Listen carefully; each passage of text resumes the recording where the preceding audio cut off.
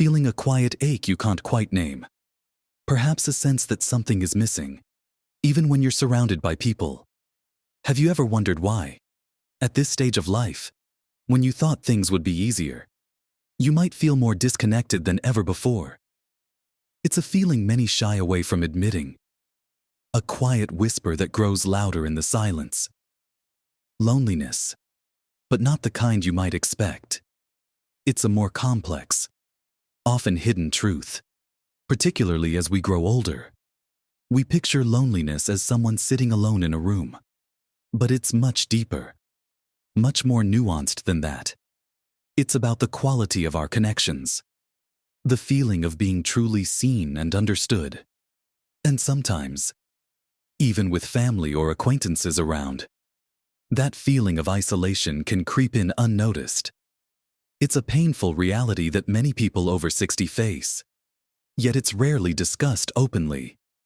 Perhaps out of pride, or shame, or simply not knowing how to voice it. But pretending it doesn't exist doesn't make it go away. There are hidden truths about this kind of loneliness that, once brought into the light, can help us understand it better and, more importantly, navigate it. In this video, we're going to gently uncover 5 of these hidden truths about loneliness in old age that often go unspoken. We're going to look at what they are, why they happen, and how understanding them can be the first step towards feeling more connected and vibrant. This isn't about feeling sorry for ourselves. It's about gaining clarity and finding paths forward. And watch to the end, because there's something we'll touch upon that might genuinely surprise you about how you perceive your own connections. Let's gently begin by peeling back the first layer of this unspoken reality. Many people assume that loneliness in old age is simply a consequence of losing people, losing a spouse, losing friends, family moving away. And while these are undeniably significant factors that contribute to feelings of isolation, the first hidden truth is that loneliness isn't just about being alone. It's about the quality of your connections, or the perceived lack thereof, even when you're physically surrounded by others. This is perhaps one of the most surprising and difficult truths to face. You might attend social gatherings, be part of clubs, see your family regularly, and yet still feel a profound sense of disconnection. It's the difference between having acquaintances and having true confidants. Think about it. You can be in a room full of people, chatting, laughing, going through the motions, and still feel utterly unseen, unheard, or misunderstood. This kind of loneliness stems from a lack of emotional intimacy, a feeling that there isn't anyone you can truly share your deepest thoughts, fears, or vulnerabilities with, without judgment. It's like being on a crowded train where everyone is traveling together, but you're sealed inside your own compartment, watching the world go by without truly interacting with anyone on a meaningful level. This isn't the visible, easily identifiable loneliness of solitude. It's an internal, often silent, struggle. Why is this hidden? Because admitting you feel lonely when you aren't physically alone feels like a personal failure. It feels ungrateful or even nonsensical. Society tells us that if you're socializing, you're fine. But we're complex beings, and surface-level interactions, while pleasant, can't replace the nourishment that comes from deep, trusting relationships. Perhaps you feel you can't burden your children with your worries, or that your friends, while lovely, are more focused on lighter topics. Maybe you feel that the person you could truly confide in, like a spouse, is no longer here. This creates a void, a space where your truest self doesn't feel it has permission to exist or be shared. The pain comes from this internal dissonance, the outward appearance of being connected versus the inward feeling of isolation. You might find yourself putting on a brave face, smiling, and saying you're fine, while inside, you're aching for a genuine conversation that goes beyond the weather or what was for dinner. This hidden truth impacts everything from our mental well-being to our physical health. Chronic feelings of not being truly connected can lead to increased stress, anxiety, and even depression. It can dampen our enthusiasm for activities we once enjoyed. It can make the days feel longer and less vibrant. It's a slow erosion of spirit. So, what can understanding this truth tell us? It tells us that simply filling our schedules with activities isn't enough. It tells us that we need to be intentional about seeking out or nurturing connections that offer genuine emotional depth. This might mean looking for opportunities to connect with others on a deeper level within existing groups. Or it might mean seeking out new avenues specifically designed for more meaningful interaction. Perhaps there's someone you know who also seems quiet or thoughtful. Could they be someone you could share a cup of tea with and just talk? Really talk. Maybe a local community center offers discussion groups or support circles that delve into more personal topics. It could even mean rekindling a connection with a friend or family member you've drifted from. Reaching out and saying, "I'd really just love to hear how you're truly doing, and share a bit about what's on my mind." It requires a certain amount of courage. Yes. But the potential reward, finding someone with whom you can drop the mask, is immeasurable. Understanding this first hidden truth is crucial because it reframes the problem. Loneliness isn't just about head count. It's about heart count, about feeling connected on a deeper level. And recognizing this means we can start looking for solutions that truly address the root cause, rather than just papering over the cracks with superficial busyness. It shifts the focus from, "How can I see more people?" to, "How can I feel more connected to the people I see?" Or find people I can truly connect with. It's a subtle but powerful difference. Acknowledging this hidden truth is the first step towards building bridges over that internal chasm of isolation. It's about giving ourselves permission to admit that surface connections aren't enough, and then actively seeking out those rare, precious opportunities for genuine human contact. And that leads us naturally into another surprising aspect of this quiet struggle that often goes unnoticed, which touches upon how we often dismiss or misunderstand the very people who are right there with us, moving from the often unseen loneliness born from a lack of deep connection. Let's uncover the second hidden truth. Many older adults inadvertently contribute to their own isolation by not allowing themselves to be vulnerable, or by constantly presenting a facade of strength and independence. This might sound counterintuitive. After a lifetime of being the rock for others, raising families, building careers, and navigating challenges, there's a strong sense of pride in being self-sufficient. You don't want to be a burden. You don't want to complain. You certainly don't want to appear weak or needy. This is deeply ingrained for many in this generation. You learn to handle things on your own, to tough it out. And while resilience is a valuable trait, this can become a significant barrier to genuine connection in later life. Think about it. If you always say, "I'm fine, dear," just a little tired, when you're actually feeling quite low or struggling with something, the people who care about you, your children, your friends, maybe even neighbors, might not realize the extent of your needs, emotional or practical. They might assume you're coping perfectly well. They offer help or ask how you are, and you politely deflect, not wanting to impose. This isn't done with ill intent. It's often rooted in a desire to protect others from worry, or from a fear of losing your independence if you admit you need help. But by constantly presenting a stoic front, you create an invisible wall. People, even those who genuinely want to connect, may feel they can't get close. They might stop asking, assuming you prefer your privacy or that everything truly is fine. This reinforces the very isolation you might be feeling. The hidden pain here is that this self-imposed barrier, built from a lifetime of strength and self-reliance, paradoxically cuts you off from the very support and emotional intimacy that could alleviate loneliness. You crave connection, but your actions push it away because you're afraid of being seen as vulnerable.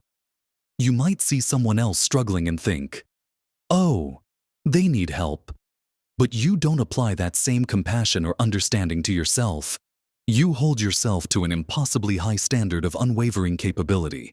Furthermore, this reluctance to be vulnerable can manifest in not sharing personal stories or feelings during conversations. You keep things light, factual, focused on external events. While this is comfortable, it doesn't allow for the mutual exchange of deeper thoughts and feelings that forms the bedrock of true intimacy.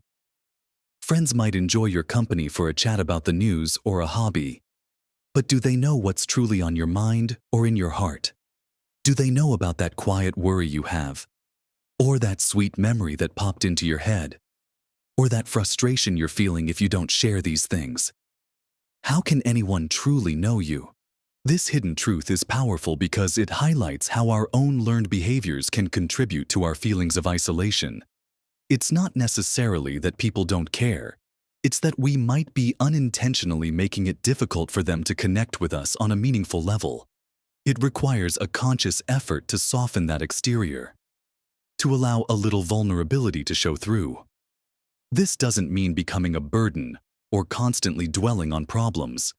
It means finding moments and people with whom you feel safe enough to share a genuine feeling, a quiet struggle, or even just something that made you feel a bit sad or a bit hopeful that day. Practically speaking, this might involve making a conscious decision to respond differently the next time someone asks, "How are you?" instead of the automatic "Fine, thanks." Perhaps try, "I'm all right today, but I had a bit of a restless night," or "I'm feeling a little quiet today."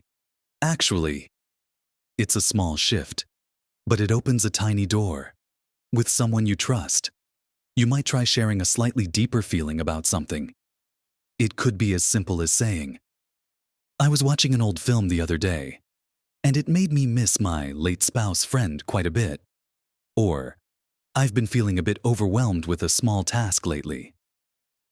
Observing how people respond is key.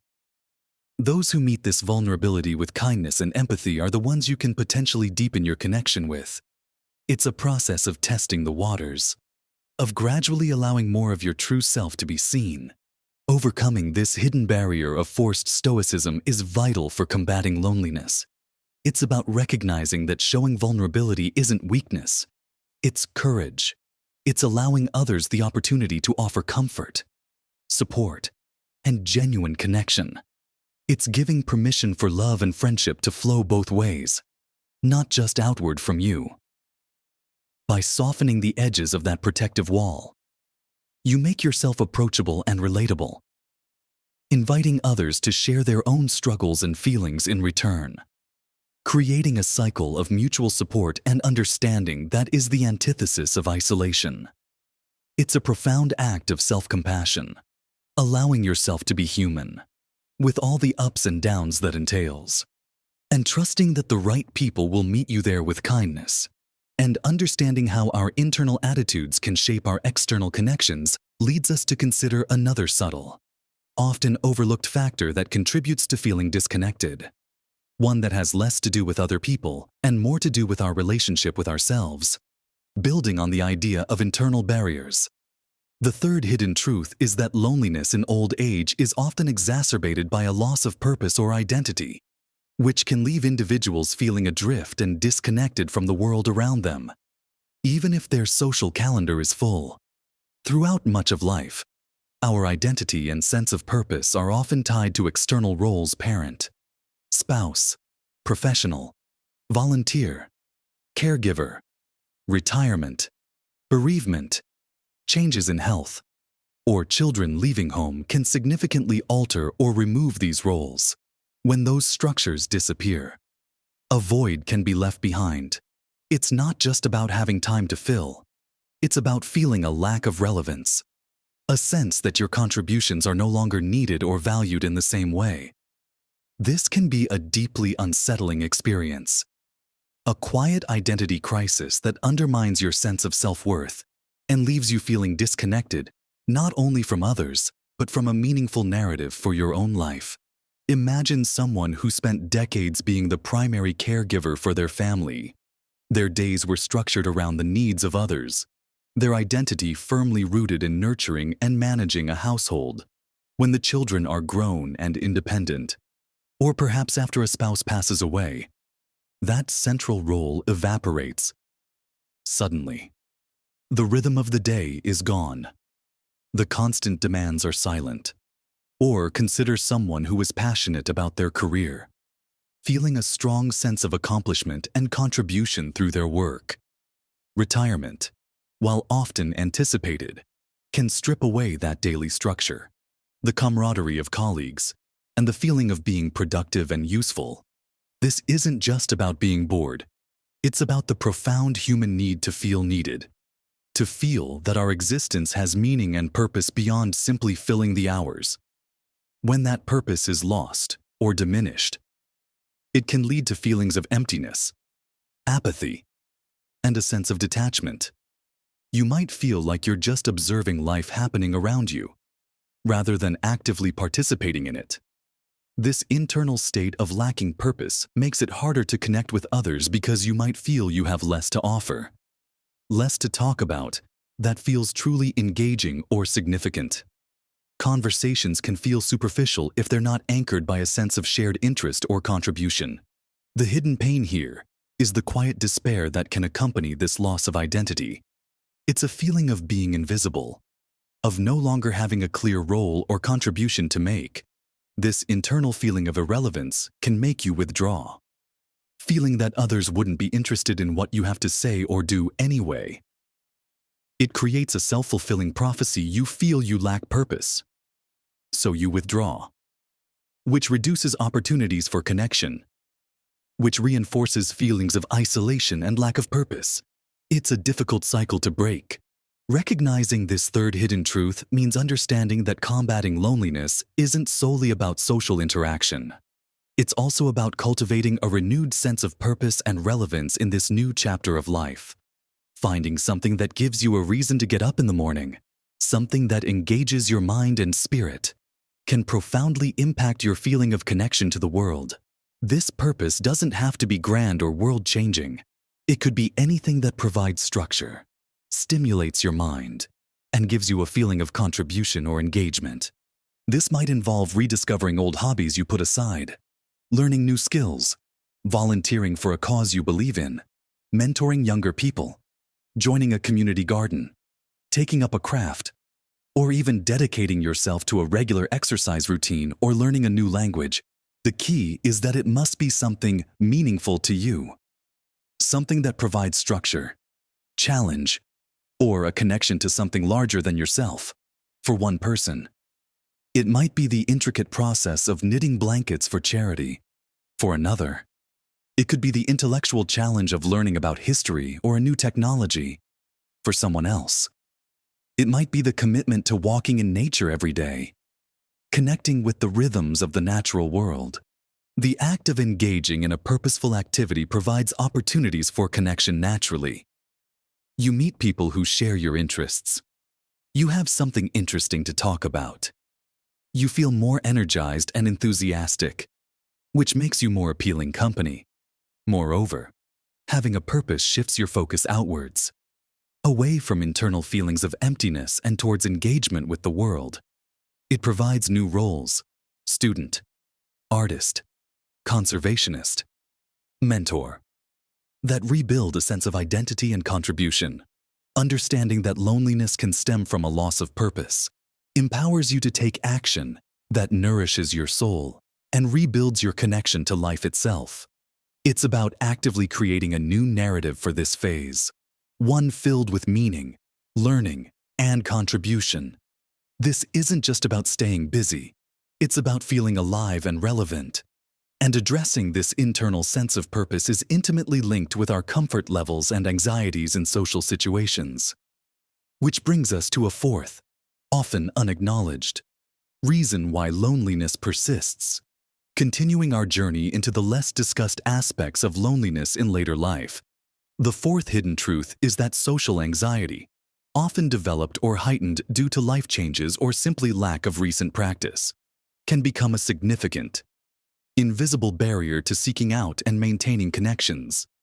Many people who were once perfectly comfortable in social settings might find themselves feeling increasingly apprehensive or awkward when faced with new social situations. or even familiar ones they haven't engaged in for a while. This isn't necessarily a diagnosed anxiety disorder, but rather a feeling of nervousness, self-consciousness, or fear of saying or doing the wrong thing. Think about it. Life changes like retirement or losing loved ones can drastically alter your social routine. You might no longer have the built-in social interactions of work or regular family gatherings. Your social circle might have shrunk. When opportunities to socialize do arise, perhaps an invitation to a neighbor's party, a community event, or a group outing, the thought of stepping back into that world can feel daunting. You might worry about making conversation, about fitting in, about being judged, or simply about feeling out of place after being more isolated. This fear can lead to avoidance.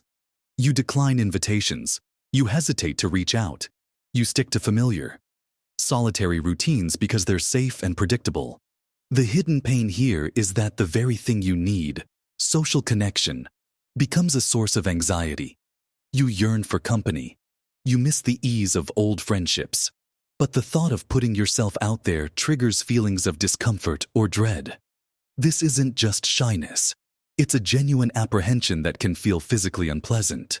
Butterflies in the stomach, sweaty palms, a racing heart, or just a general sense of unease that makes staying home feel like the only comfortable option.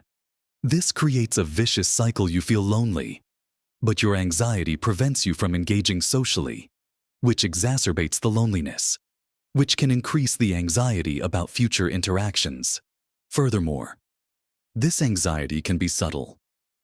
It might manifest as always being the quietest person in a group, hesitating to share your thoughts, or sticking to safe, superficial topics.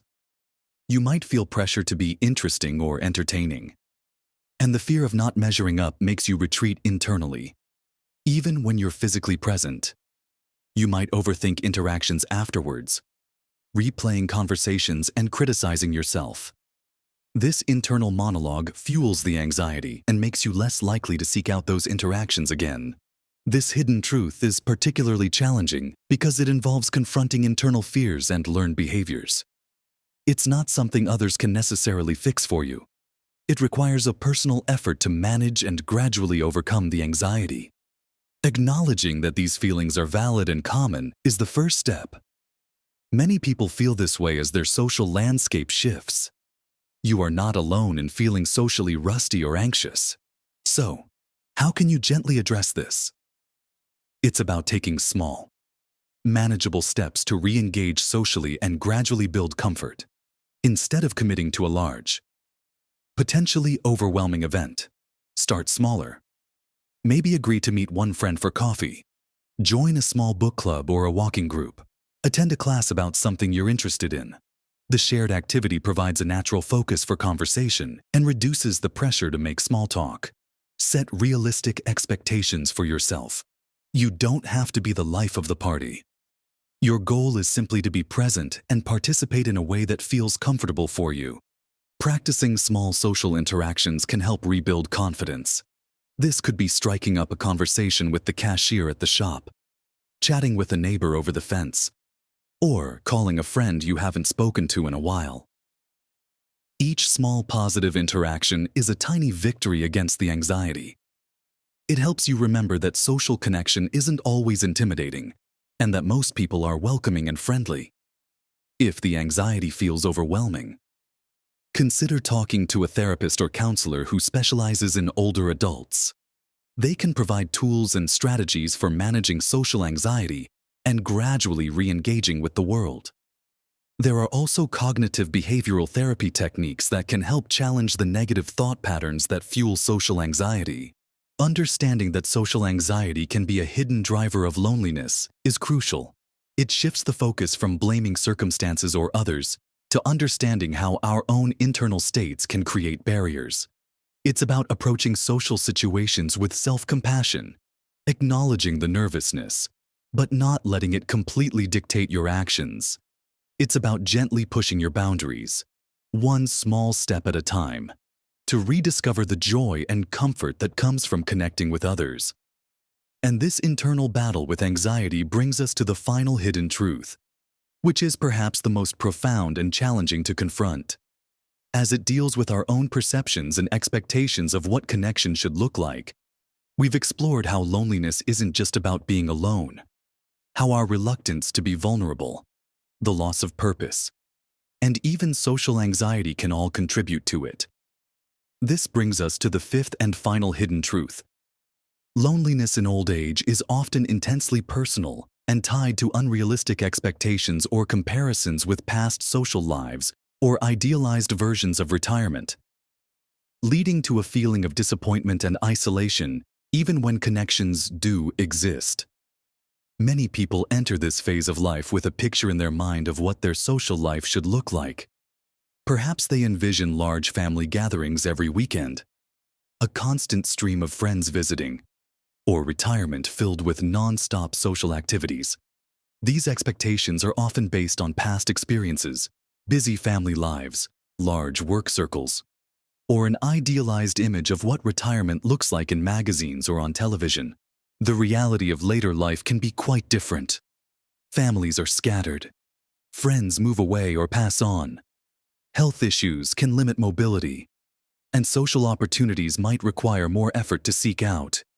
When the reality doesn't match the expectation, it can lead to a profound sense of disappointment and a feeling that something is wrong with you or your life.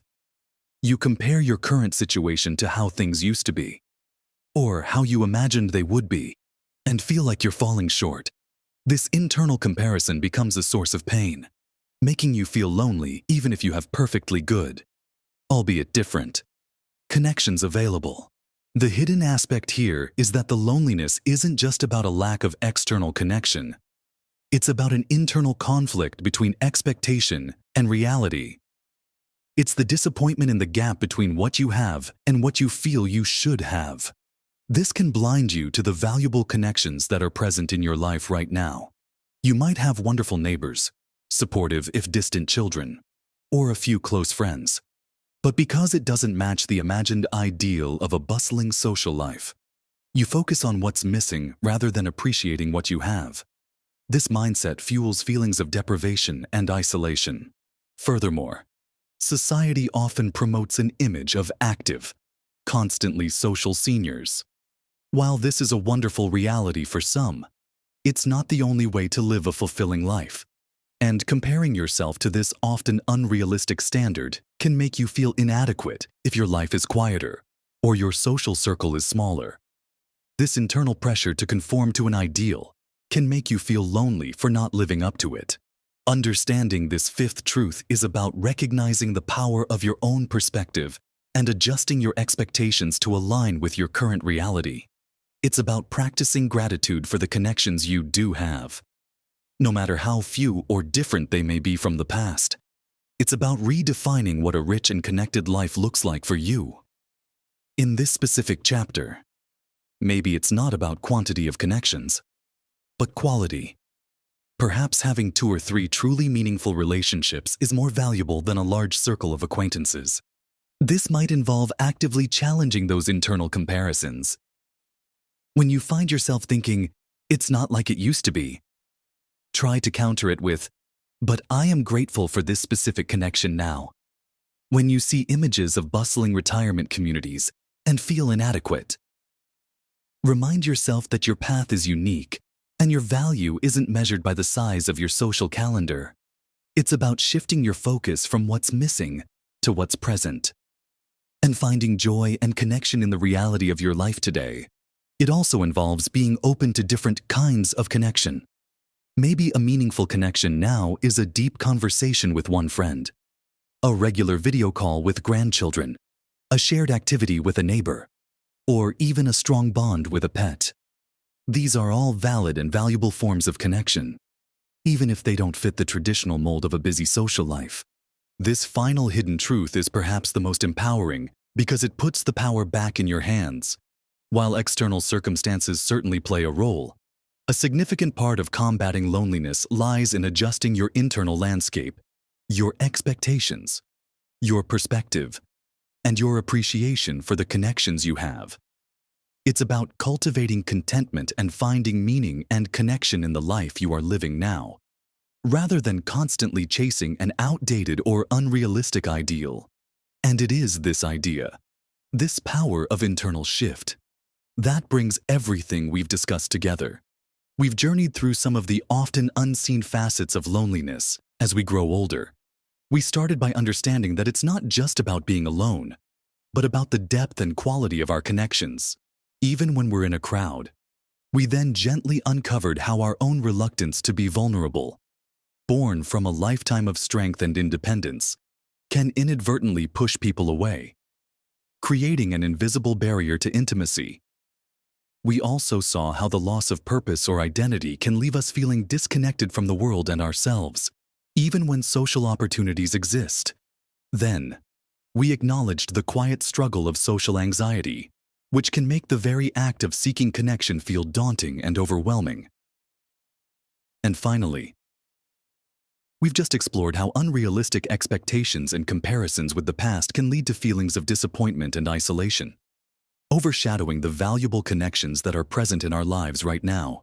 These 5 truths: the lack of deep connection despite physical presence, the barrier of forced vulnerability, the void left by lost purpose, the impact of social anxiety, and the sting of unrealistic expectations are indeed hidden, not because they aren't real, but because we often don't talk about them openly, perhaps not even to ourselves. They are intertwined, each one potentially amplifying the others. But the reassuring message here is that understanding these hidden truths is the vital first step towards feeling more connected and vibrant. It's about shifting our perspective and taking small, intentional actions. It's about recognizing that combating loneliness isn't a single grand gesture, but a series of gentle, consistent efforts focused both inward and outward. Remember, you have wisdom and experience that are valuable. You have stories to share, insights to offer, and a capacity for connection that is still very much alive. It might look different now than it did in decades past, and that's perfectly okay. The goal isn't to recreate the past, but to create a fulfilling present and future. Small changes truly can make a big difference. Allowing yourself to be a little more vulnerable with someone you trust, finding a new activity that sparks your sense of purpose, taking a tiny step to manage social anxiety like calling a friend instead of meeting a large group, or simply acknowledging and appreciating the connections you already have. These are all powerful acts. Don't underestimate the impact of seemingly small interactions. A genuine smile exchanged with someone, a brief chat with a neighbor, a kind word offered to a stranger. These moments of connection, however fleeting, remind us that we are part of a larger human tapestry.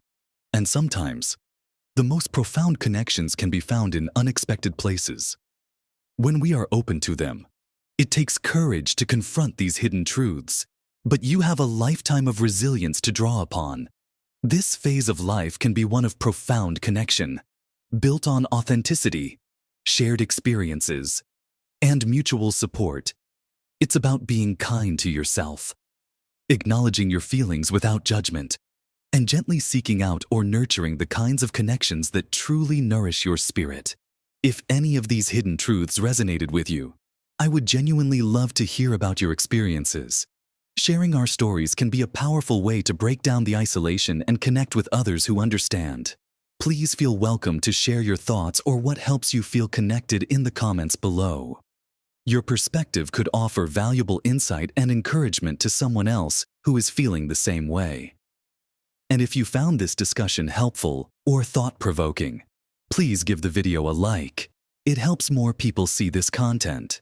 And if you'd like more discussions like this, focused on navigating this stage of life with clarity and positivity, consider subscribing to the channel and hitting the notification bell so you don't miss out on future videos. Thank you for spending this time with me.